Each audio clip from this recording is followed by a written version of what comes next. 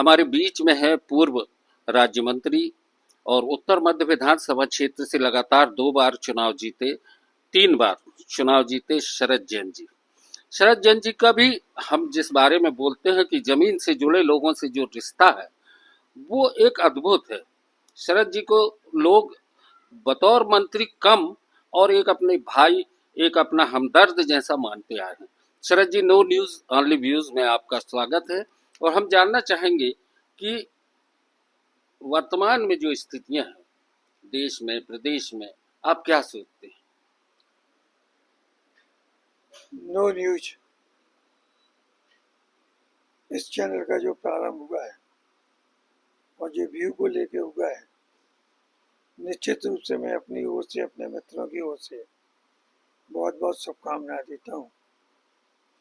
जबलपुर संस्कारदानी में इस चैनल के माध्यम से एक नई दिशा प्राप्त होगी और लोगों के जो व्यू हैं वो भी आम जनता के बीच में आएंगे।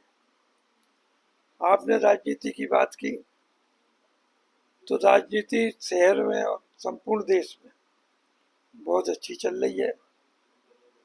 चाहे प्रधानमंत्री नरेंद्र मोदी जी की बात हो, चाहे मुख्यमंत्री मोहन यादव जी की बात हो, उन सभी के दर्शन में देश लगातार प्रगति कर रहा है।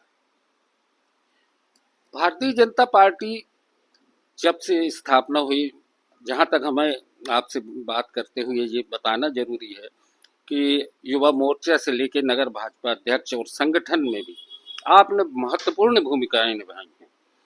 इस समय जो भाजपा में एक चेंज आ रहे हैं युवा पीढ़ी को लेके या जिस तरीके की स्थितियां हैं उसको लेके आपको क्या लगता है? हमको नहीं लगता कोई चेंज आ रहा है। संगठन का काम है, संगठन के हिसाब से हो रहा है और सभी पदाधिकारी कर भी रहे हैं। नहीं, हमारा मानना ये है कि जिस तरीके से टेक्नोलॉजी चेंज हुई, आईटी सेक्टर डेवलप हुआ। पहले भारतीय जनता पार्टी के कार्यकर्ता और प्रचारक घर घर पहुंचते थे। अब जिस तरीके से आईटी और सोशल मीडिया की वर्किंग शुरू हुई है, तो इसका फायदा भाजपा को मिल रहा है कि नहीं? भरपूर भरपूर फायदा मिल रहा है।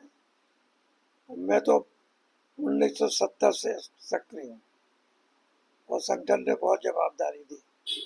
राष्ट्रीय परिषद का सदस्य बनाया, प्रदेश का मंत्री, जिले का अध्यक्ष और अनेकों ऐसे दायित्व हैं। आपातकाल में भी महत्वपूर्ण भूमिका थी, सत्याग्रह करके जेल भी गए थे। तो जो भी दायित्व मिला उसका निर्वाह किया है और निश्चित रूप से सभी लोग एक्टिव और अच्छा काम कर रहे हैं। दोस्तों, शरद जी के बारे में जैसा हमने कहा कि संगठन में उन्हें जो भी दायित्व मिले उन्होंने बखूबी निभाया। राम जन्मभूमि आंदोलन के समय भी सक्रिय रहे, मीसा के समय भी उन्होंने मीसा के खिलाफ, आपातकाल के खिलाफ एक आंदोलनात्मक भूमिका अदा की।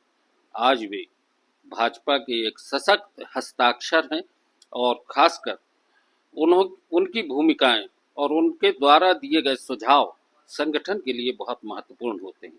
धन्यवाद।